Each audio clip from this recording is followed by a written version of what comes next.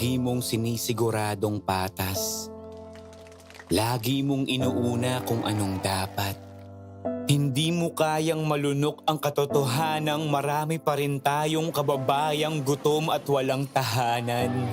Kaya hindi ka tumigil sa paglaban. Harapin ang kahirapan.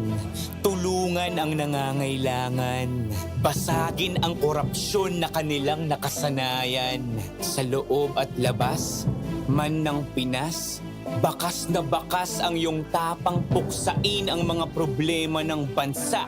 Gamit ang lakas, gamit ang isip, gamit ang puso. Kung para sa mamamayang Pilipino, si MP, wala yang sinisino. Manny Pacquiao.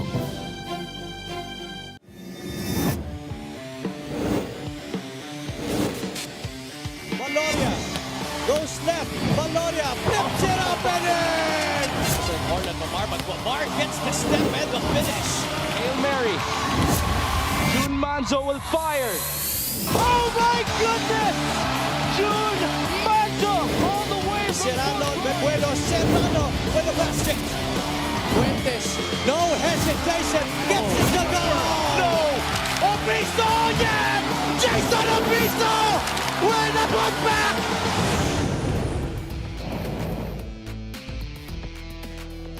After a week-long break that allowed players to rest and reflect and teams to assess and recalibrate, the 2025 MPBL season dives right back into action today at the West Arena in Valenzuela City. And for our first game, the Biñan will be looking to extend their winning run here against a still winless Bulacan Kuya squad, still winless in 8 games this season. They're looking to make a major upset today, but of course, mahirapan sila dahil ang Biñan magandang tinatakbo in their last few games. At 6 o'clock p.m., we have the Jensen Warriors facing the Imus Brotherhood. And at 8 o'clock p.m. for our main game, Val City Magic will be defending their home floor against the Sarangani Gripper.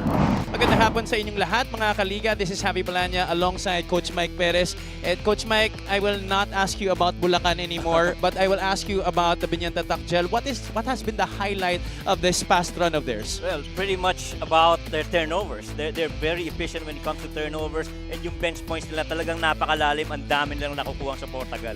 Well, talaga naman dapat kasi ang lalim rin ng itong roster ng Biñan and Coach Boyd Fernandez hoping to expose all of those strengths, especially here today against the Bulacan Kuyas. Mapapanood nyo ang Liga ng Bawat Pilipino on our Facebook and YouTube channels as well as on Solar Sports every Mondays, Thursdays, and Saturdays beginning at 6 o'clock p.m. Let's take a look at the team standings beginning with the Northern Division, and here Nueva Ecija at top at 7-0 pero ang San Juan wala ring talo at 5-0. Yeah, and very important also para sa dalawang teams natin dito sa North Division. It's gonna see action today. Valenzuela gonna wanna have another win after that win against Jensen. Itong Bulacan Kuyas, again, naghahanap ng una panalo pa nila para dito sa season na ito. And we've been saying this all season long. Mahaba naman ang ating taon, but of course gusto mo nang makakuha ng panalo as early as possible. Here in the South, Coach, talk to us about the Southern Division team standings. So Southern Divisions, Biñan at 3-3. They want to get another win so that kahit papaano ma-overtake itong Imus Brotherhood, at least stay in the middle tier of the standing, and a lot of the other teams also would want to bounce back so that they get a good record coming out of today's game. Muntinlupa na lang ang walang talo sa Southern Division, but of course still on top are the Quezon Huskers. Let's talk about the last game of the Tatak Gel, and their last game was another victory that they had against Val City. That was a 69-66 squeaker that went into overtime in this very building. Yeah, totoo yan. And a battle of the bigs yung labanan na yan against Val City. The 4 Biñan bigs actually in double-digit scoring. Big Boy had 10 points, Gimpayan had 10 and 12 rebounds, Pajarito had 10. Pero you really can't stop. If you can't stop the bigs of Biñan, it's tough to beat them, especially if your threes are not flowing, which is exactly what happened in that game against Val City. Plus 16 in offensive rebounds, to which they had 13 more second chance points. Pero kita mo naman yung bench na 39 bench points. That's a plus 15 in favor of Biñan. Biñan has won 3 of their last 4 games. Coach Boyd Fernandez hoping to extend that winning run in this game against the Bulacan Cuyas. The Cuyas, as we have mentioned, have not yet won in 8 games so far this season, and it was no different in their last match where they lost 88-111 to Pasig City at Paco Arena. And another flat start para dito sa Bulacan, and it just keeps on going. They couldn't parang recover in the game. They briefly enjoyed a 4-point lead in the first quarter, pero 13-point run ang Pasig at tuloy-tuloy na yun, yung kalamangan na yun. Offense was absent, as sabi mo nga kanina, 101 attempts that they gave to Pasig. They can't make their threes, and they have a very thin bench. They're a minus 32 in that department, and really just a lot of help they need coming off the bench itong Bulacan Cuyas. And that good start is something that they want to happen, especially against a very loaded Biñan squad. Let's get the show on the road, ladies and gentlemen. It's Bulacan versus Biñan for the first game of our triple header here at the West Arena. Let's go to Miguel Pereira. 25 Manny Pacquiao's MPBL Season 7. Let's carry on the starting fives, beginning with Biñan Tatakgel Beast Motorcycle KMX. Starting at forward number 88, Kenny Roca Curva. Also at forward number 29, Mike Maestre. Coming in at center, number 18, Jason Ballesteros. One guard number 0, Pamboy Raymundo. And a two guard number 24, Jonah Jacob. The head coach for Biñan Tatakgel is Boyet Fernandez. Assistant coaches Gino Manansala, Gino Manuel, Eliasar Cabutotan, and JR Manansala. Team managers Jojo Cunanan and LGU partner Vice Gel Alonte with Ruben Tan and Bonching Talisayon. Team owner is Sajid Año.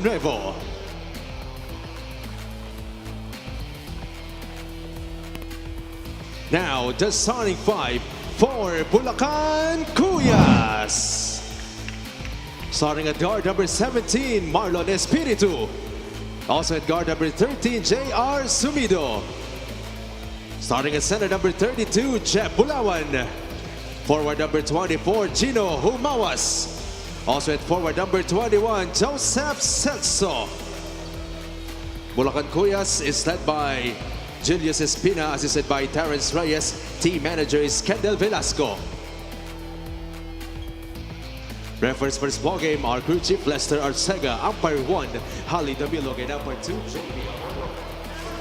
Our starters for this game brought to you by 1xBet, the title sponsor of the MPBL. 1xBet, your choice, your victory. Feel more game with 1xBet. Biñan will be beginning things with Pamboy Raymundo and ang Kobe ng Pinas, Jonah Jacob, playing his first MPBL game this season. Jason Ballesteros is the man in the middle, joined by Mike Maestre and Kenny Rocacurva up front. Sa kabila naman, Marlo Espiritu, J.R. Sumido, Jeb Bulawan, Gino Jumanguas, and Joseph Celso are the starters for Coach Julius Espina and the Bulacan Cuyas. Muli, magandang hapon sa inyong lahat, mga kaliga. We are live from the West Arena in Valenzuela City. This is Javi Palanya, joined by Coach Mike Perez.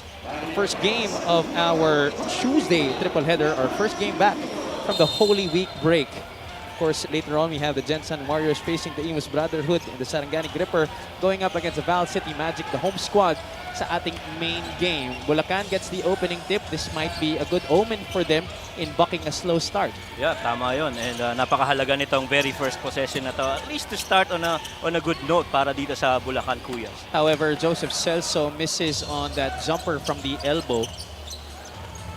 A very interesting, coach, that Jonah Jacob is playing his first MPBL game para sa Biñan sa laro na to. Let's see how he fares against another player who dutifully idolizes Kobe Bryant and Gino Jumawas. Yeah, I'd agree. Dalawang parehong Kobe yan na uma-idolize na parehong players. But, you love to see players that's given opportunities, to be able to perform their strut in a basketball game, just like how these two have been. Pamboy Raymundo gets Biñan on the board with 2 points. Jeb Bulawan against Mike Maestre. That's a tough look. Ballesteros taps the ball to himself for that rebound. Well, kung merong isang bagay na kahit papaano, defensively, I feel hindi masyadong may stress itong Bulacan Cuyas is fast breaks. No? Biñan is not really keen on looking at fast breaks. Matter of fact, they only have an average of roughly about 9 fast break points on all the games that they played. And so that might be one thing that do them favor, especially defensively. Airballing that three was Kenny Rocacurva on the run out. J.R. Sumido However, that pass just a little too forward for his own liking. Napalakas ang pase Oo. doon ni Gino Jumawas. And somehow nararamdaman mo yung mga players ngayon trying to get acclimatized muna dito sa temperature na meron tayo. This is a very hot venue here that we Exactly. have in West Arena. It's the last time I checked the temperature app on my phone, it was 36 degrees here in Valenzuela City. So Yeah. let's see which team will be able to acclimatize themselves sooner than later. Tsaka Hindi pa rin sino- makascore dito ang Bulacan. At saka sino magiging mas mainit ang kamay sa Mismo. Yun ang sa labas. pinaka-importante, Oo, Coach. Yun ang importante. Jacob puts the ball on the deck. That's swatted away by Gino Jumawas. The former San Sebastian Stag is also denied access by Jason Ballesteros. Oh, you're not getting inside that lane with Jason Ballesteros inside. Especially you don't have so much elevation and takeoff. Look at that. Two former San Sebastian Stags.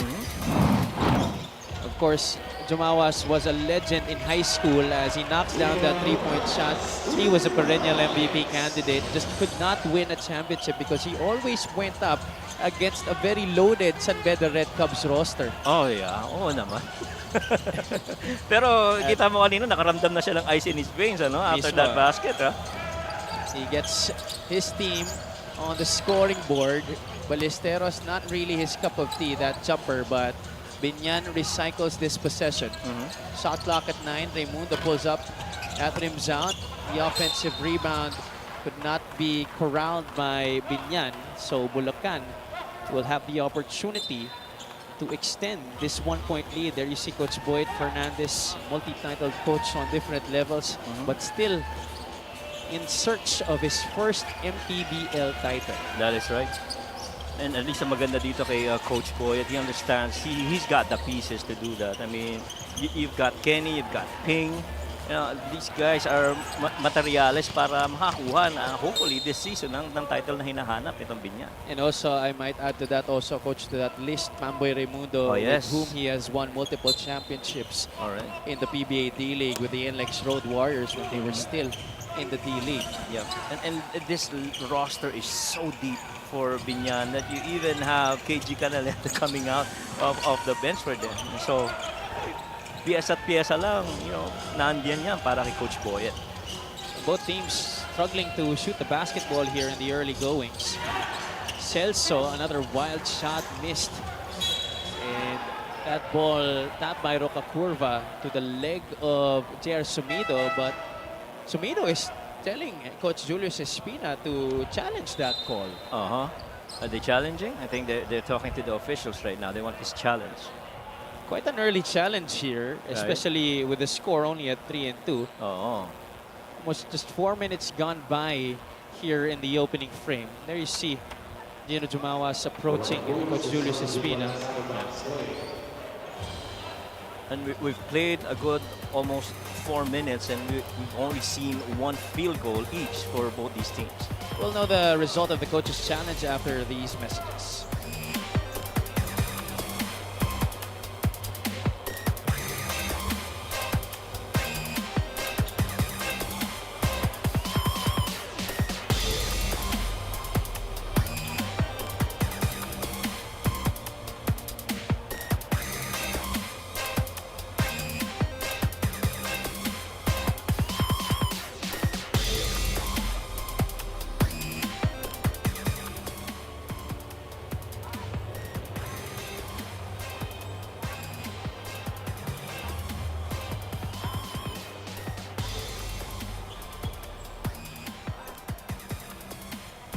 Upon review, the challenge was successful.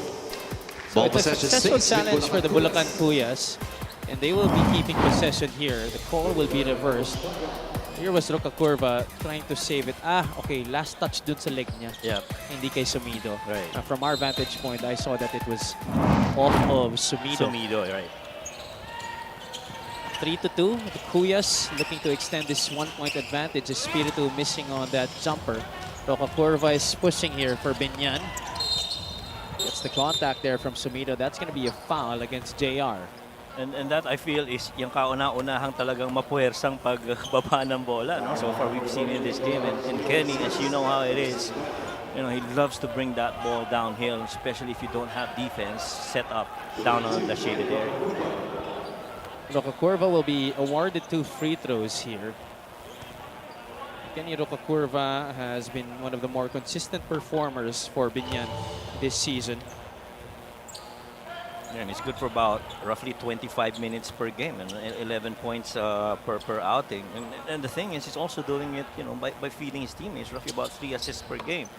And you kind of like that in Kenny because it helps him a lot, lalo na sa point production. Hindi masyado nakafocus sa kanya yung depensa dahil nakakapasa din siya. Bulacan able to break this press. Sumido loses it to Pamboy Raimundo. Rocakurva on the right corner. Had that door slammed down on him by Espiritu. Maestre swings it to the left. Jonah Jacob. Second touch of the basketball. Kicks it out to Rocakurva. Kenny hops into the middle. That teardrop is short. Celso clears it for the Cuyas. Slow to get down are the other Bulacan players. That's right. I was going to say the same na, pagkakataon na ito, slow start para sa Biñan, you gotta take advantage of it. Mawas only the player scoring here para sa Bulacan. Very, very early, you see a lot of the players' mouths fully all open because of the heat in here. And even yung takbuhan, wala rin masyado except for that earlier drive by Kenny Rocakurva. Rancer Serrano has checked in. He did not play in their last game. Humawas will attempt another jumper and he is fouled by Jonah Jacob. This might be a matchup that we can look into as the game progresses. Yeah. I feel like Coach Boyet will be playing Jonah Jacob a lot in this game. And currently, as part of the starter, that speaks in how they want to maybe utilize itong si Jacob in this game. And so far, he's played the entire minutes here of the first quarter. Of course, having Jonah Jacob there, it just gives the other opportunity for the other players to rest. We'd like to thank LGR, the official outfitter of the MPBL. 1 out of 2 on that trip to the line was Gino Jumawas. Di pa pumapasok dito sila Gimpayan. Yes, so Bam Lopez, so a lot of guys there on the bench of Coach Boy. The luxury of being in this team. Jacob comes out of the staggered screen on the baseline. He launches the 3. That's long. Maestre with the offensive rebound. Well challenged there by Joseph Celso. Kaya lang naabutan ng kamay. Oo. But what you love though about Jonah is that 2 successive plays already. You see him executing yung sistema nila Coach Boyet. Kanina he got a side ball screen, drove the middle, draws another defender, kicks it out to the corner guy for a 3. And ito naman, binigyan ng 3 sa kabilang side. Lumipat siya. Nakikita mo talaga yung willingness na, to understand and play within the system of Coach Boyet. He's not forcing anything. Oo. Sumusunod din sa sistema. And, as a coach, you love that on your players. Maestre goes 1 out of 2 as well on that trip. Jumawas, he just hasn't been that same Gino Jumawas that we've seen, especially during his high school days. I agree. He's so much better than how we're seeing him now. Exactly. Diba? Just averaging 6 points per game. He can score so much better than just the single digits. He was almost a perennial 30, 40-point scorer in high school. At saka nakikita mo sa free throw percent, mataas yung free throws niya, almost 80% per game. And so you know that when he gets fouled, it's easy for him to get points from the free throws. But you like to see for him to convert more on the field. Substitutions from both squads. Papasok na dito si Erlan Umpad para kay Joseph Celso.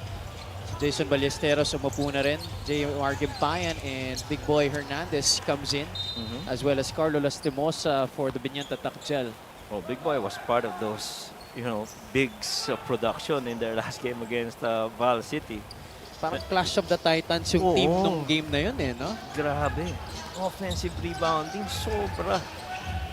We are past the halfway point of quarter number 1. Low scoring affair between these two squads. Bulacan only shooting 1 out of 10. Biñan only 1 out of 9. A lot of their points have come from the free throw line. And that's a turnover for the Tatakjel. Jeb Bulawan ill-advised shot and offensive foul pa ang may tatawag laban sa kanya. I think there was a kick. Yep. He got Kristen Hernandez in the sensitive part. Ayun o, sapul eh. Ano eh, one-legged fader na kailangan niya yung kick para magkaroon ng balance. But unfortunately, it got hit, well, accidentally on a big point. Timosa pulls up near the free throw line. That one's short.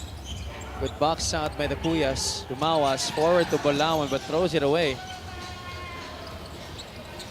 Raimundo Gonna reject this. working the two-man game with Gimbay. He does not reject the Oh, yeah, he screen. used It's going to be a double foul.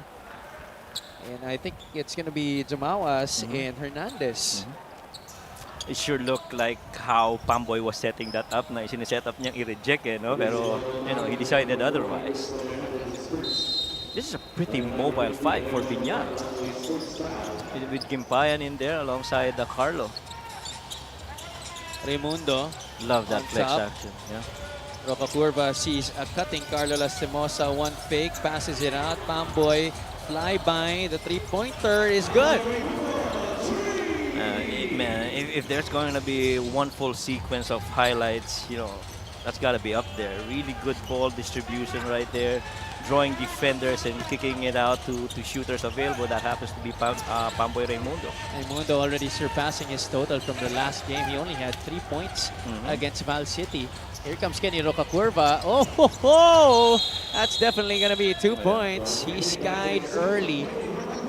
And no time for Jeb Bulacan to go and block that shot. Let's take a look at this 3-point shot of the game brought to you by Extreme One-Stop Shop Appliances. Love the kick, a good fake. Love the follow through on that release though by Pamboy.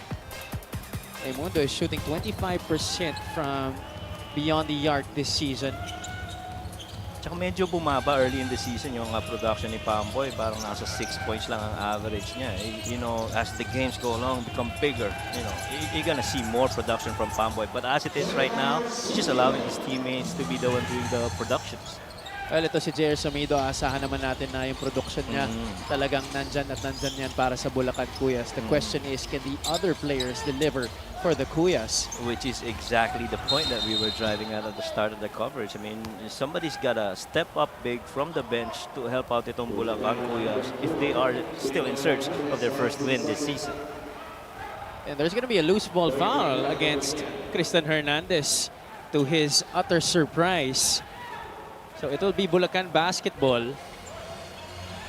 Only the 13th foul of the Tatakchel, while the Cuyas already over the limit. 2 minutes and 10 seconds to go here in the first quarter. Sumido, a runner in the lane, is good. And Sumido's gonna have his work cut out today because I don't think RR De Leon is on the roster today. Correct. Even Balong Marquez and that, Aquino are in street clothes for this one. That's right. And unfortunately, De Leon and Marquez are actually, you know, in the top 3 scorers alongside Sumido. And so, you know, some other guys got to step up for the Cuyas if they want to snatch this one from Biñan. Let's take a look at this last sequence. Sumido going to his strong side and making it happen against a number of white shirts in the lane.